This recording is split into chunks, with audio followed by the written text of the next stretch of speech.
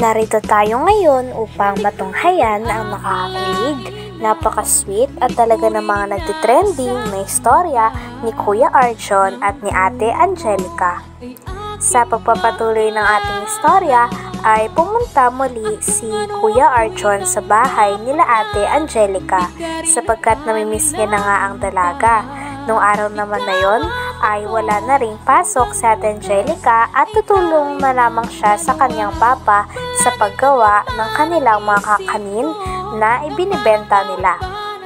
Nandun naman si Kuya Arjon upang tulungan si Ate Angelica sa mga gawain niya at talagang pinapakita niya kay Ate Angelica na deserve siya na maging manliligaw at maging boyfriend ni Ate Angelica sa hinaharap. Talagang kahit nahihirapan nga si Kuya Arjon sa mga pinapagawa, ay ginagawa niya pa rin ang best na gawin ito. Sabi mo kanina. O, dali. Go magwalis. Kaya mo yan. Ayusin mo pagwalis mo, ha. Ang diligaw lang, alinis pa.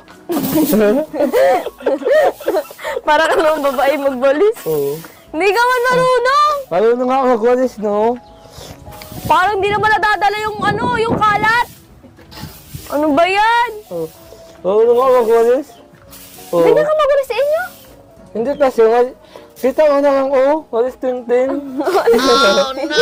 Ako na nga, nahihirapan ako sa'yo. Ako na. Ako na nga. Ako na. Ako na nga. Ako na. Ako na. Ako na.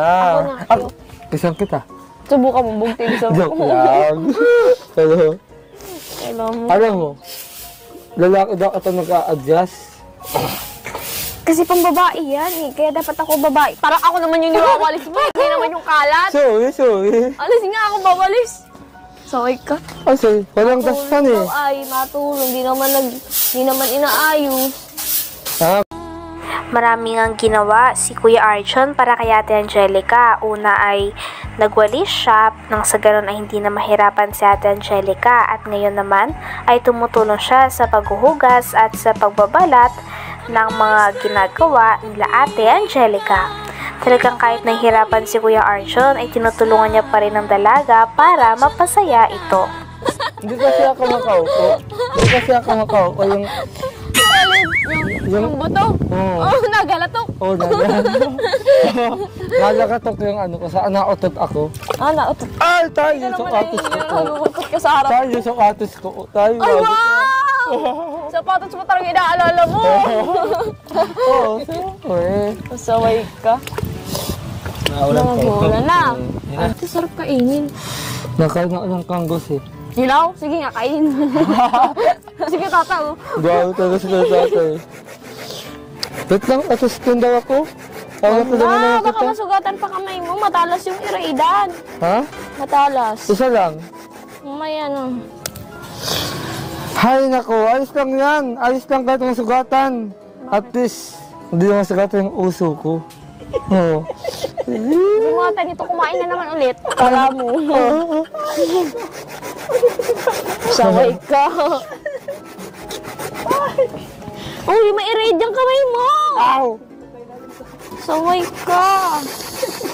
Pag na-erade yung kamay mo, Hindi naman kasi ganyan eh. Ganito oh. wow, ako patagatutuhan mo. Ako na. May ano na. Ganito. Oh, hindi yan cheese. Iba yun sa cheese ha. Tigas yan.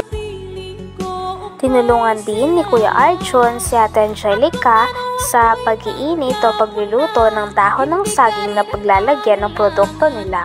Si Kuya Arjon nga ang tagabigay ng mga dahon ng saging at natatawa naman sa kanya si Ate Angelica sapagkat takot na takot kasi si Kuya Arjon sa apoy. Pagkatapos naman nito ay si Ate Angelica din ang naglalagay ng kakanin at nagbabalot sa dahon ng saging. Kaya kitang-kita natin kung gaano talaga kasipag si Ate Angelica sapagkat kahit walang pasok ay tumutulong siya sa mga magulang niya. Dali-dali taga-abot ng dahon ha. Gusto ko yung ikaw nag-live dito para matuto ka. Ay nako, wag na. Bakit? Masakit yan eh. Masusunog ka? Oo. Masusunog ako sa agandahan mo. Maganda bagay yan. Bola lang yan. Diskarte lang meron ako. Diskarte. Pero agandahan wala. Oh, sige namin ko naman. Meron kang agandahang na itatago no, sa aloohan. Tama. Pero mas maganda yung mukha mo kasi sa alooban. Ay, naku. Mas matimbang yung kalooban ko sa ganda. Hugas na tayo? O, tara. Ba't di ba naman yung kinakapitan mo hindi hugasan? Kaya nga, mawawalog ka. Hindi ako mahulog. Mawalog ka sa akin. Yeah! Ay. Nang matapos na rin ang kanilang mga ginagawa ay syempre nagbonding na kaagad ang dalawa. Lumabas silang dalawa at si Kuya Arjun naman ay kinakantahan din si Ate Angelica. Kitang-kita naman na kinikilig si Ate Angelica sa tuwing kinakantahan siya ni Kuya Arjun. Kumanta din silang dalawa ng sabay at kitang-kita na napakasaya talaga nilang dalawa kapag magkasama. At patagal ng patagal ay mas nagiging sweet at nagiging mas malapit na nga sa isa't isa si Kuya Arjun at si Ate Angelica. Sa isang munting harana para sa'yo. Yun! Grabe!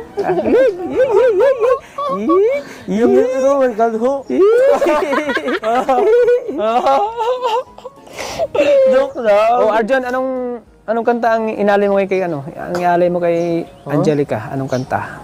Ngayon? Oh, kinantahan ko na kayo ha. Ikaw na naman yung kakanta para kay Angelica. Anong kantang inahanda mo para sa kanya?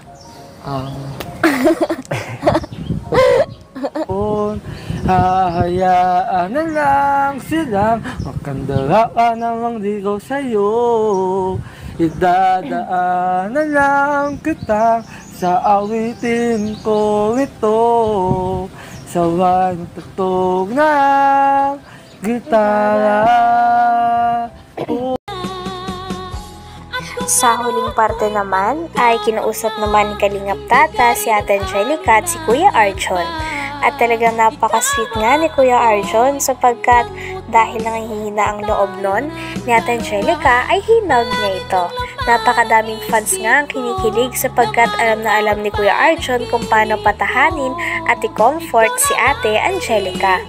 Umiyak nga nun si Ate Angelica sapagkat bumubuhos ang mga tulong sa kanya at mga biyaya. Marami kasi nagsusponsor at mas maraming mga tao ang nagbibigay sa kanya ng mga pinansyal na suporta sapagkat kitang-kita nila na deserving talaga si Ate Angelica. Bukod kasi sa napakabait nito, napakasipag at talagang lagi din siyang natulong sa kanyang mga magulang kahit may pasok siya. Kaya makikita din natin na deserve talaga ni Ate Angelica ang lahat ng ito. Doon kay mama mo. At na antig ang kanyang puso at naawa talaga si Angelica. Lalo na sa mama mo at siyempre sa pag-aaral mo at nakitaan niya na talagang nagsumikap ka at napakasipag mo. Talagang ang pagsasakripisyo mo ay para sa pamilya mo, Angelica. So ito na, Angelica. Ano, masaya ka na, Angelica? Masaya ka? Yan.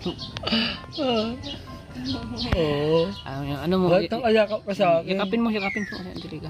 Ikupad mo konti. Yan, yakapin mo yan. Wag mo! Pinipisan niyo yung utak ko! Sabi ko, yakap lang, wag mong sakalin. Sorry. Sinasakal mo eh. Sorry. Ikaw, sinasamantala mo eh. Oh, sorry. Sinasamantala yung sinasakal eh. Ano lang, parang yung lambing lang na parang kapatid, hindi yung sasakalin mo na. Oh, sorry. Sinakal mo na eh. Halos sinakahinga si Angelica. Ayan, Angelica, may nag-abot po ng tulong sa'yo. Galing po sa taga-ibang bansa. Ayan, galing po kay Sir Jun. Baka kayo matayin. At total of 5,000 pesos mula kay Sir G in Singapore. Ayan. Sir G in Singapore, 5,000 pesos. 2,000! 3,000! 4,000! 5,000 pesos!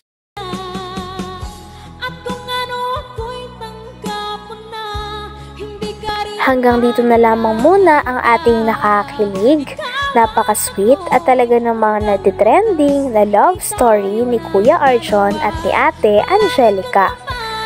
Maraming salamat sa inyong panonood. Hanggang sa muli. Bye!